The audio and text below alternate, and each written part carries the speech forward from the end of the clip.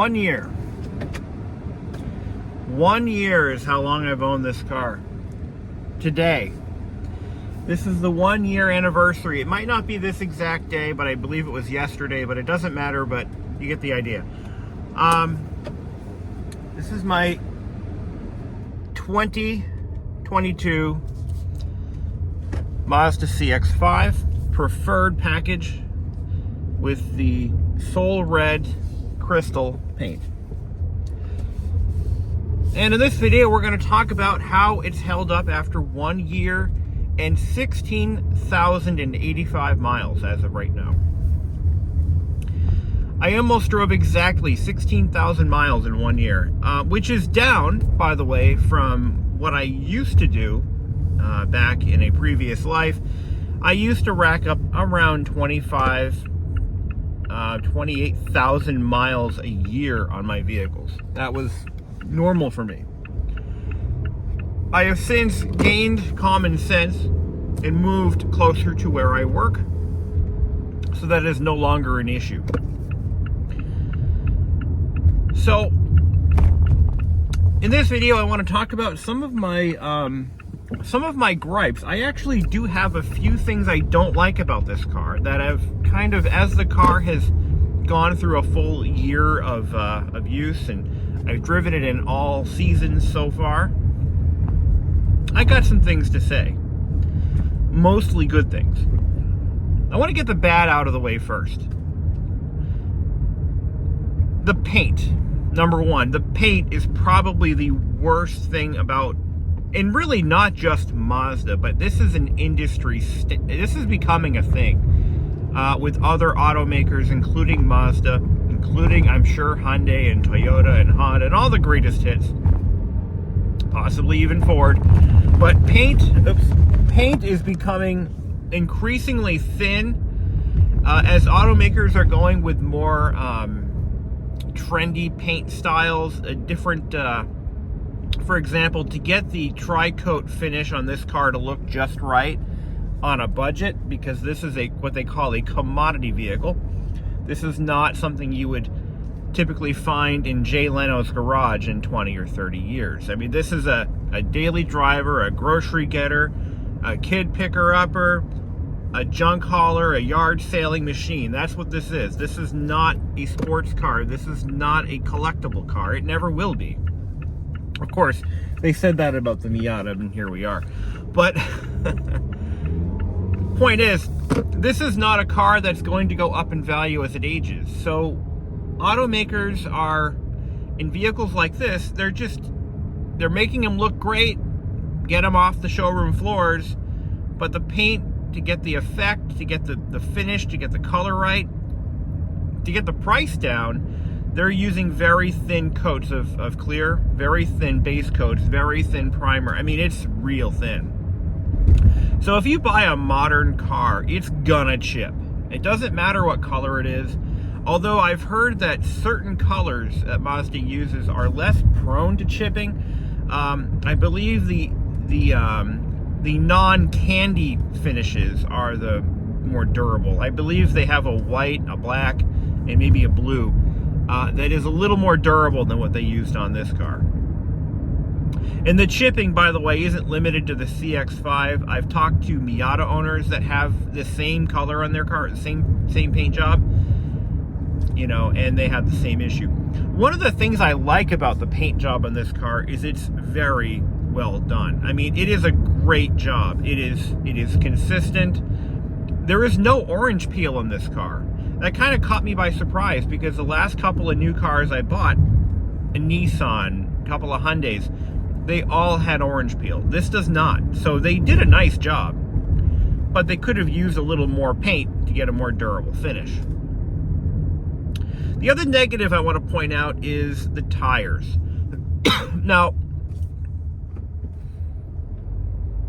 I mean, I may be off base here, but I feel like the tires should last longer than they are. I mean, I'm already at 16,000 miles, and my tires are pretty much more than half worn. I was hoping that I would get a lot more life out of them. Now, the trade-off here is they used Yokohamas, which are a fairly good tire in terms of performance, but they're soft and they do wear fast. Now, fortunately, tires are a commodity.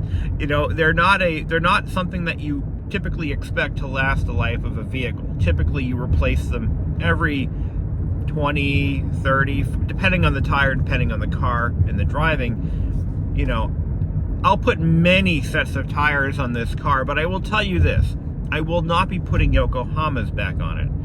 I'm going to go with something a little bit harder wearing. Now, I got nothing bad to say about the handling and the grip and the, you know, just the overall quality of the tires. It's just that they seem to be wearing faster than I was anticipating. And I don't really do a lot of driving. Clearly, I'm doing about 16,000 miles. 3,000 of that is all just one trip. That was Tennessee and back. And I'll talk about that too. The entertainment system, the base entertainment system that Mazda puts in these cars could be better. It's not bad. I mean, we're in 2023, okay? I remember car stereos sounding like a Walkman plugged into a set of cheap speakers. When my dad bought his 1997 Nissan pickup, it was like a year old when he bought it. It had the worst sounding stereo I'd ever heard. It was literally like somebody took a cheap, you know, Dollar General Bluetooth speaker and stuck it on the dash. I mean, we've come a long way since then. But we also expect a lot more these days, because as it becomes cheaper to build good quality sound systems, we're seeing them in cheaper and cheaper vehicles. This stereo by no means sounds bad. It just doesn't have the depth that my 2017 Santa Fe stereo had. Now, that car had the premium stereo option when I bought it. I bought it used, 30,000 miles, had it for 2 years, traded it in for what I paid for it. I mean, come on. The pandemic didn't do a lot of good, but it definitely did something for resale values on used cars. Anyway, so that car had an amazing stereo. This one, not as good. It doesn't have a subwoofer, so it lacks the low frequencies. It does great on high frequencies, but there's really no good mid-range there. I mean, it doesn't really sound great. I would have gladly sprang for the Bose option had it been available. Because of the pandemic, they were having production issues, component shortages. And this car, which would have had the Bose system in the package, this is the preferred package, and it was supposed to have that as an option. Unfortunately, it was not available for me. So I had to get the Bose credit of $500 off the MSRP, and that's how they did it. So yeah, I'm a little disappointed with the stereo. I love music. It doesn't sound bad. Again, I just wish it were a little better. Now, this is where things, and this is again another trend in the auto industry that I really wish would die, but it won't. It's only going to get worse. You cannot upgrade your stereos anymore. In the old days, you could buy any trim level of car and put any stereo you wanted in it. You could buy a base model stereo, or base model car, an $8,000, you know, Hyundai Accent or Excel or whatever, and you could put a $2,000 stereo in it, and everything would just bolt right up. You can't do that anymore. They're integrated into the vehicle's electronics. This sucks. Automakers, come on, give me a break. You know, I can't upgrade my stereo, so you're forcing me to buy a better car is what you're hoping, but it's not going to work. I'm not doing that. The other thing I wish they would do is, you know, if Mazda offered a Bose upgrade package that could be later installed, I don't care how much it costs, I would do it. I would do that. I would pay for that option. Bring it to the dealer, install the necessaries, and make it a Bose system. They don't do it. Anyway, enough about that. The thing I do like about the entertainment system is after 1 year, I'm still loving the click wheel. I do not, 100% do not miss the touch screens that were in my previous cars. My 2017 Santa Fe, which had CarPlay with a touchscreen. Don't miss it. Don't ever want to see it again. I am so tired of people harping on the fact that Mazda doesn't do touchscreens. I'm done with that. I get it.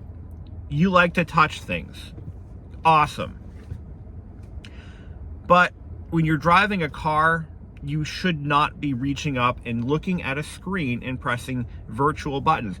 The studies have been proven that is not a safe way to control vehicle functions, number one, but also even general audio settings.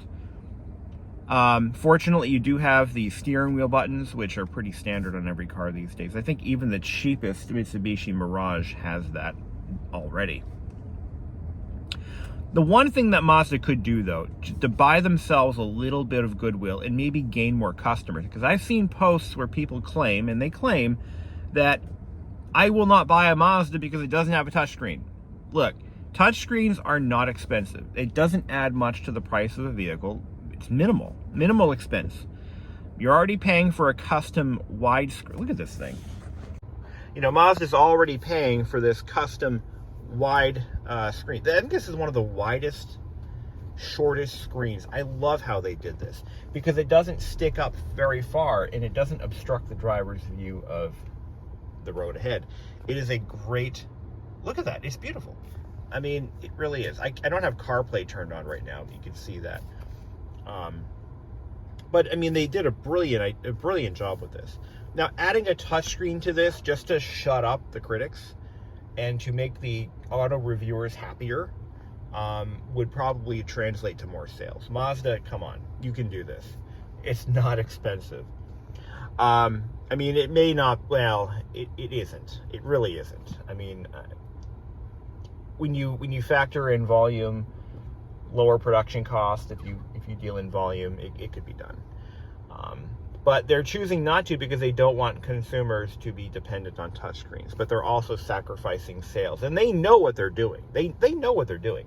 I mean, it's not like they're like, gee, why aren't people buying our cars? Oh, I don't know. Maybe they don't like the color. No, it's because they don't like the fact that there's not a touchscreen. But once you get used to not having a touchscreen, you won't miss it. I promise, you won't. Getting back to things I don't like. Let's see. We covered tires, we covered paint, we covered the stereo, which I do like the stereo. Don't misquote me.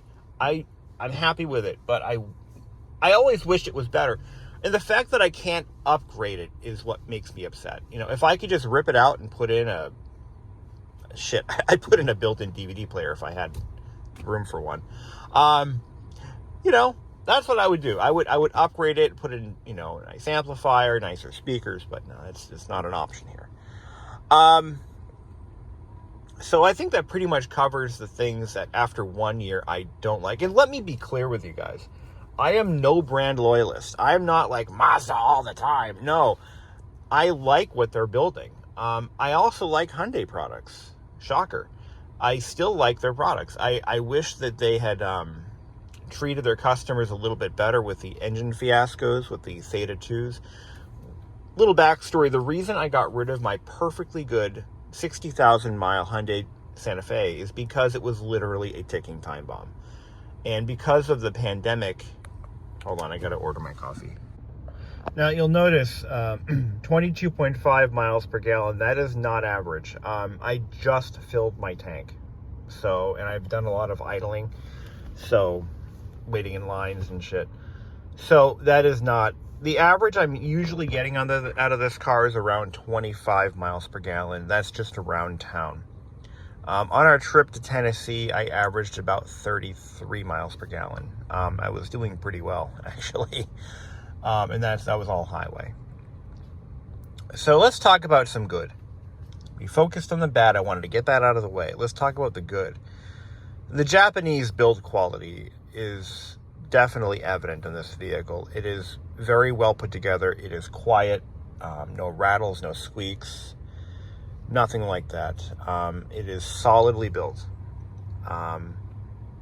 I've heard that, now this is what I've read on forums, but some of the cars that were built in Mexico have had some issues. The Mazda 3 and the CX-30. I've heard the CX-30 in particular has had some real paint issues, rust, that kind of stuff.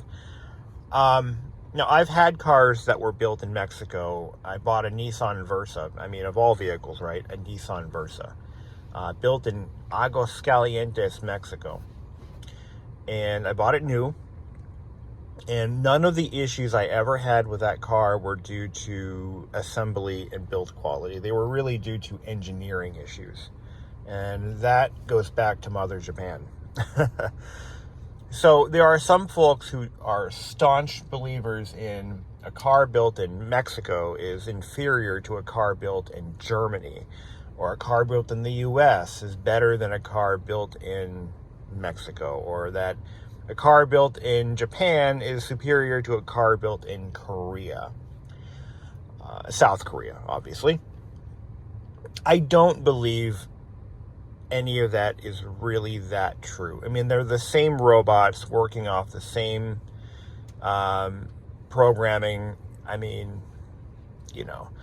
Now, there are some folks who believe that the individual workers in certain regions and certain countries do take more pride in their work, and there may be some truth there.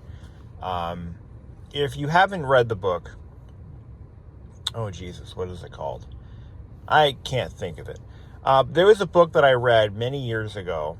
It was written by a Ford manager. He was a manager of the Batavia, Illinois transmission plant, I think it was.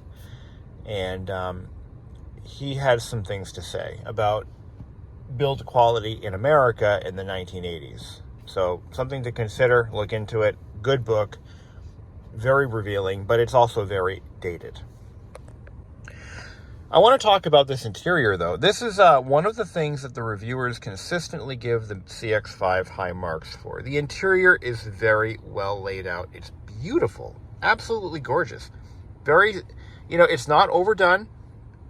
It's not underdone. It's just perfect. They even used padded vinyl on the dash, where some automakers are using hard plastic. Where Mazda, in the first generation of the CX-5, they used all hard plastic on the dash with a simulated molded-in stitch pattern. My girlfriend's 2016 CX-5 is one such vehicle. And you know what? It looks okay. It looks good. Just don't touch it. You'll never know. I mean, even the top of the dash is padded foam. And that is what that does is it helps to reduce rattles and squeaks. Using the padded materials, they don't vibrate against each other in cold temperatures like hard plastic does. So that kind of contributes to a reduced NVH, noise, vibration, harshness. The door panels on front and rear are padded on this car. I know that the CX-30, as I understand it, I test drove a CX-30 with my cousin recently, who ended up buying one of these. She bought the Carbon Edition, and she freaking loves it. But we test drove a CX-30, and the rear door panels are hard plastic. So the CX-30 it's kind of in a weird spot. It's kind of down market from the CX-5, but it's also sportier. And because it's a newer chassis, it's a little bit more advanced. Some of the technology, the chassis electrics are a little bit more advanced than the CX-5. What I mean by that is if you leave a window open, for example, or a sunroof open, it'll tell you that when you leave the car. I think they do that. When you shut the car off, it says, ding, ding, ding, your sunroof is open. That kind of stuff. It has a polyphonic door chime. Whereas this is just, can you hear it? No, you're going to shut the car off. But it goes beep, beep, beep, beep, beep, like a 1990s Honda. But there's nothing wrong with that. Where the CX-5 really fits in with Mazda's lineup right now, this is your all-purpose, this is your Subaru Forester. This is your Honda CR-V. This is your Toyota RAV4. This is your utility vehicle. This is the vehicle that, this might be your family's daily beater. This is not a fancy car. This is not a high-end car. This is a well-built, nice handling, compact CUV, car-based I don't know if it's a CUV or an SUV, whatever. But the point is, it is, this is kind of your all-purpose utility vehicle. It's not going to win any races. It's not going to win a beauty contest, but it will be reliable. I believe this will be a reliable vehicle. You're talking 200,000+ miles based on what I'm reading. As long as you maintain it properly, it'll last. It's also very comfortable. We drove this sucker to Tennessee and back, and we had no fatigue, no discomfort, nothing like that. These seats are very supportive. They're supple. They're fully adjustable. I mean, of course, being a preferred package, this has the third tier up from the bottom level of interior seating. So it has I think it's an 8-way driver's seat and a 4-way passenger seat. Or I'll have to look that up. I don't recall exactly how many ways it has, but the driver's seat does have an adjustable lumbar, which is powered. It's very nice. It's got 2 programmable positions. In fact, Amelia just cleared, every time Amelia drives my car, she clears them out. I don't think she knows how to use those buttons. I got to talk to her about that. So she's watching this video. Stop messing with my seat. I had them programmed into 2 positions. One of them was position 1, which is me. And then the second position is seat all the way back. So when I vacuum, the seat it just press a button and it moves the seat out of the way. But it keeps messing with my freaking seats. Oops, I just did it wrong. All right, let's do that again. I think even the base trim model has power seats on the driver's side. I think that's a standard feature these days with Mazda. You press the set button, press the position, there you go. All right, position 2.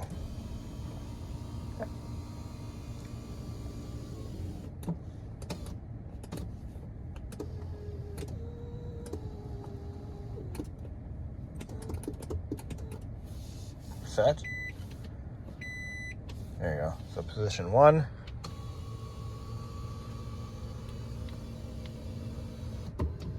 There we go. Position 2. These tracks aren't the smoothest thing in the world, I'll tell you that.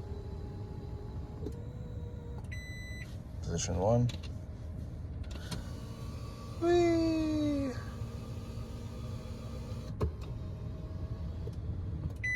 Nice. But in today's world right now, a car like this will set you back about $30,000. My cousin bought one. She bought it I think about a month ago. She bought the CX-5 Carbon Edition, and she paid about $31,000 out the door. In a time when finding a vehicle for less than $40,000 seems to be kind of a problem, this is a really good choice. And the nice thing is Mazda dealers aren't charging a premium on these. Toyota is raking their customers over the coals with the RAV4s. Now, the RAV4, I'll admit, I've only driven I've never driven a RAV4. I've ridden in a RAV4, and I was not overly impressed. The RAV4 is, let's talk about that for a second. So let's take a moment to talk about Drivetrain. So it looks like by 2023, almost every automaker has decided to either go with some ridiculous 27-speed automatic transmission, a CVT, or a dual clutch transmission. Now, I'm going to tell you, in my humble opinion, why those are bad ideas. CVTs have a long-standing history of reliability and longevity issues. Not only that, but they're a bear to drive. They drive like a broken automatic transmission. And some automakers have made them simulate stepped automatic transmissions or multi-speed automatics by using virtual steps. So instead of continuously, like the one benefit of the CVT is literally that it can smoothly transition from its minimum to its maximum range effortlessly and without any stepping or any feel in the vehicle. So automakers have, like Nissan, have started to put virtual steps in these transmissions. So it kind of feels like an automatic. So it revs up and then it shifts and then it goes and it shifts. And why? You know what? Rather than doing that, and CVTs do rob power from the engine in the form of friction, because that push belt system does generate a lot of friction. Well, so those, I mean, now Toyota started using them. Subaru, Hyundai is using them. Subaru and Hyundai are now using them. I believe, who else? Honda's using them too. And of course, Nissan was the king of all CVTs, starting back in the early 2000s. I've owned 2 Nissans with the Xtronic CVTs. I didn't hate them, but knowing that that thing could grenade at any moment without warning, and from the forums that I was on at the time, that was an issue. Now, they say they're better. I've heard they're better. They don't blow up anymore. Then why is it that I'm still seeing a bunch of Nissans for sale on Facebook Marketplace dirt cheap because they have bad transmissions? Why? Why is, if they're not blowing up like crazy, then why is that a thing? All right. Now, the other thing is dual clutch transmissions. The Europeans took over. I believe it was Volkswagen and BMW, Audi, the big German, the big 3 German manufacturers, Audi, Mercedes. I don't know about Mercedes, but anyway, they have been pushing dual clutch transmissions in their vehicles. Now, dual clutch transmissions are a unique beast. They function like a manual. They are literally 2 manual transmissions with an automatic clutch. It's actually brilliant engineering. It really is. And the nice thing about those, so the dual clutch transmissions, they have their benefits. It is a direct mechanical drive from the crankshaft to the drive shaft. And what they do is they actually shift between 2 transmissions automatically. So transmission number 1, or gear set number 1, engages into first gear, the car starts rolling, and then it readies the next section of the transmission to be in second, and then it seamlessly disengages the clutch and shifts. I mean, it's really cool how they work. And they're great in race cars. They're amazing in performance cars, and they're not a bad idea, but when you put them into a daily driver, there are some drawbacks. And one of them is people don't know how to drive them. With a dual clutch transmission, you're not supposed to creep along at low speeds in traffic. You're supposed to stop the vehicle and wait a couple car lengths and then take off and then stop the vehicle. You want to minimize the amount of time that transmission's clutches are not fully engaged, or they're only partially engaged. Mazda said, you know what? We're going to stick with automatic transmissions because they work, they're reliable, we know how to build them. So Mazda's been using a 6-speed automatic in all of their vehicles except for the manual equipped Miatas and whatever you guys are doing in Europe, I don't know. But they've been using the same, what they call the Sky Active 6-speed automatic for years. I think they came out with that transmission sometime in either 2012 or 2013. And that transmission hasn't really changed much. It is a genius design. It uses a torque converter that locks up at above 7 miles an hour. So it feels more direct than your typical automatic. In fact, I'm driving the car right now above 7 miles an hour, just kind of weaving through, going down a street where there's cars on both sides. And you can feel it. It has a very direct, almost like a manual transmission feel to it, but with an automatic, a 6-speed planetary gear set style automatic. Bottom line, it is the best way to go. The 6-speed automatic, look, a lot of journalists that I've seen who have reviewed these cars recently have dinged it for having a 6-speed automatic. Like, oh, it's 2023. Why are they still doing 6-speed automatics? They should be doing 27,400 speed, blah, blah, blah, blah, blah, dual clutch, this and that, and CVT. Look, when I'm buying a vehicle for $30,000 fucking dollars, I want it to last. All right, I want this car to last. I want to be able to drive this thing to my funeral, or somebody could drive it on my behalf. I want this thing to be around, okay? I don't want to have to face a $7,000 transmission bill just as the warranty is up, okay? So no dual clutch transmissions, no CVTs, nothing fancy. One exception that I'm kind of interested in, on a complete side note, is the eCVT that Ford is using in the Mavericks and that Toyota uses in the RAV4s. In the I think they use them in the RAV4s. They use them in their hybrid drivetrains. The eCVT is a little bit different. It is not a push belt CVT. It's actually a much better design, I think. That aside, I am totally happy with a 6-speed traditional planetary gear set automatic. They've been around forever, and they are proven to be pretty well made. Well, okay. Depending on who's making them, they are a fairly proven design.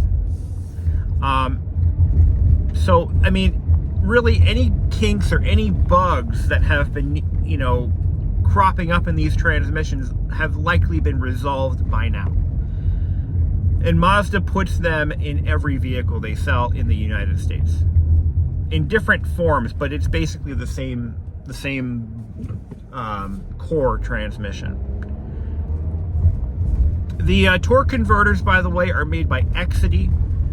They've been making clutch parts for Mazda for years, and torque converters for decades. In fact, my 94 Miata still has its original Exidy clutch.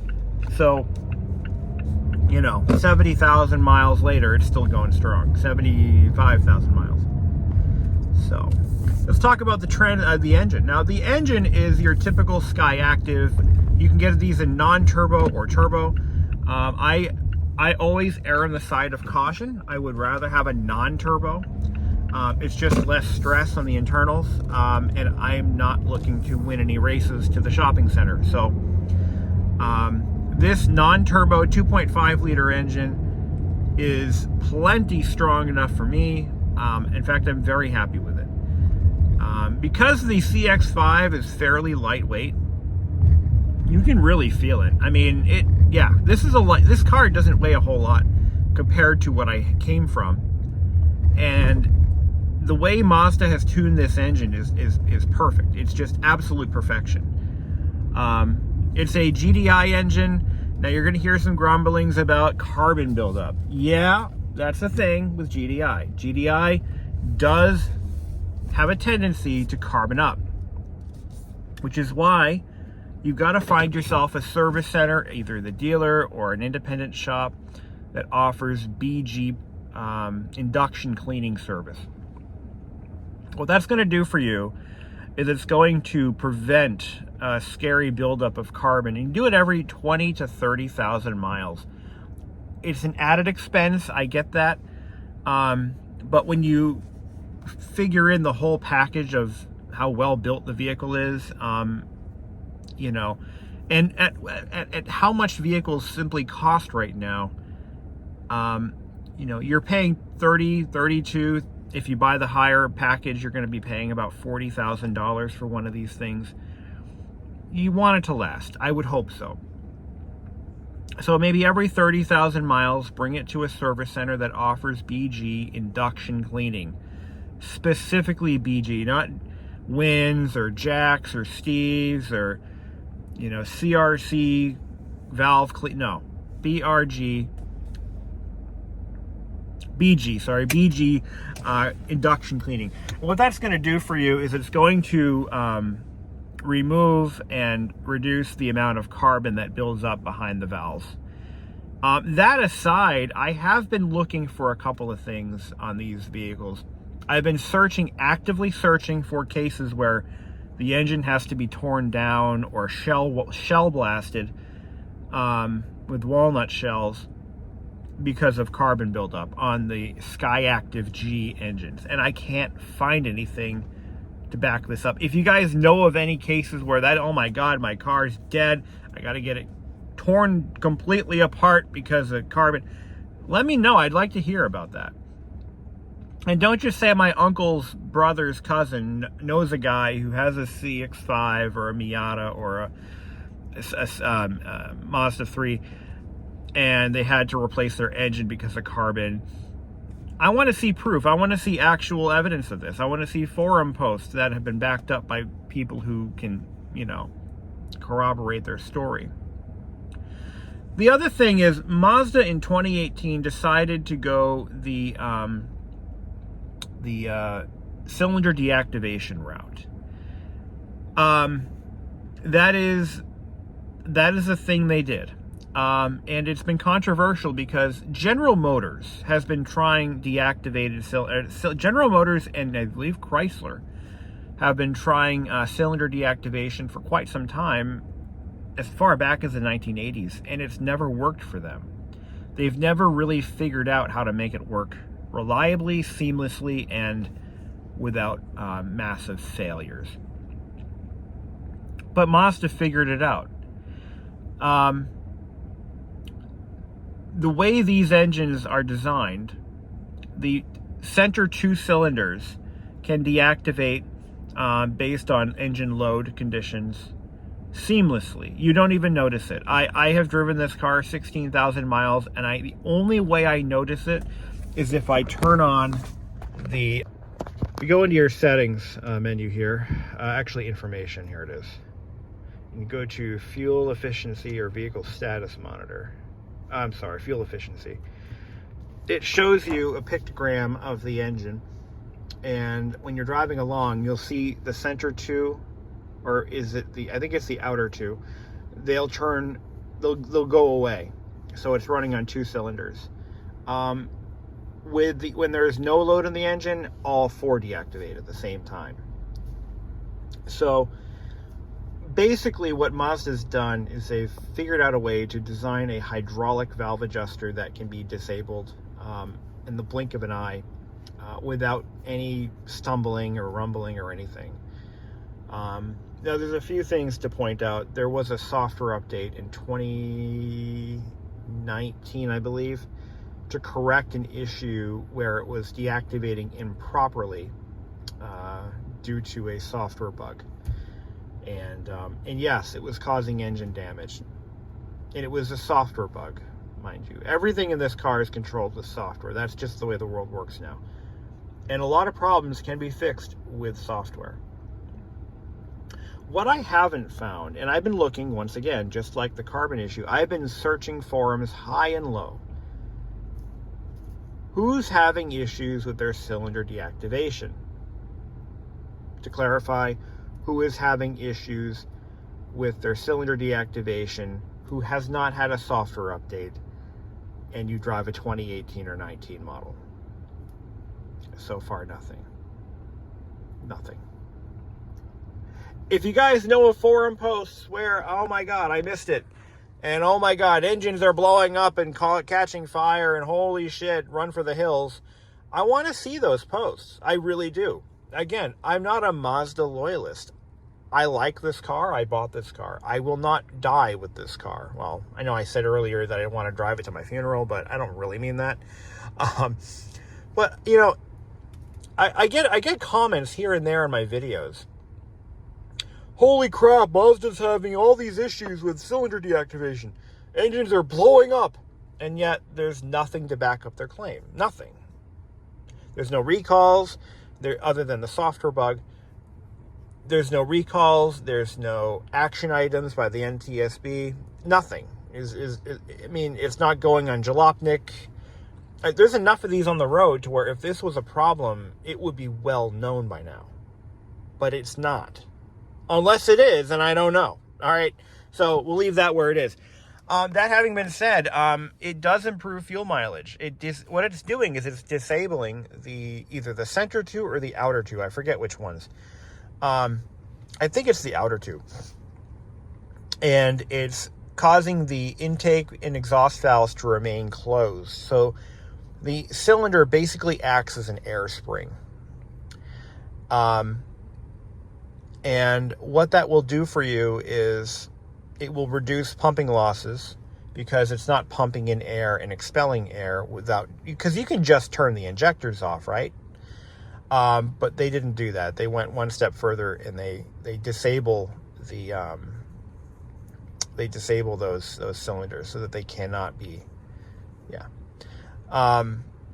It doesn't change oil flow. They're still getting lubrication. They're still getting heat, by the way, from the adjacent cylinders. So being a small engine, engineering, by the way, can make or break certain features in a car. I mean, just because your car has one feature doesn't mean it was engineered correctly. And GM has constantly been battling engineering issues with cost issues. The bean counters, like the engineers might come up with a brilliant idea, and then the bean counters say, sorry, GM, you can't have that. It costs too much. So then they end up making it all up in losses from recalls and lost customer satisfaction. So, I mean, I don't know anybody, not one person I know has ever said, I can't wait to buy a new Chevy, a new GMC, unless they're talking about a truck. Okay, fine. Nobody. I don't know a single person who's like, I can't wait for that new Chevy to come out.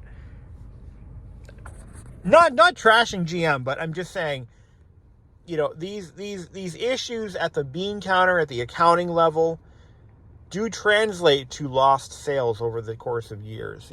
They just don't think about that sometimes. They just do it because it makes the shareholders happy.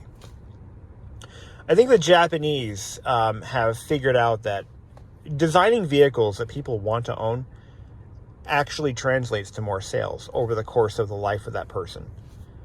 I mean, think about it, right? A happy customer is going to come back when they need another vehicle. An unsatisfied customer is going to go to another manufacturer. I've done that twice. I'm talking to you, Nissan. I'm talking to you, Hyundai. So, anyway. 1 year later, this car has been nothing but a pleasure to own. I've had not one warranty issue, not one recall, not one problem at all. Not one. Other than paint chips, which, whatever. Today's car paint is water-based and it sucks. We should go back to killing ponds and rivers by using oil-based paint, I guess, or lacquers, whatever we used to use. Anyway, guys, that's it for now. Thank you very much for watching. And if you're in the market for a CX-5, go for it. Just buy it. You'll like it. I guarantee it. Well, I guarantee is such a strong word. I'm pretty sure you'll be happy.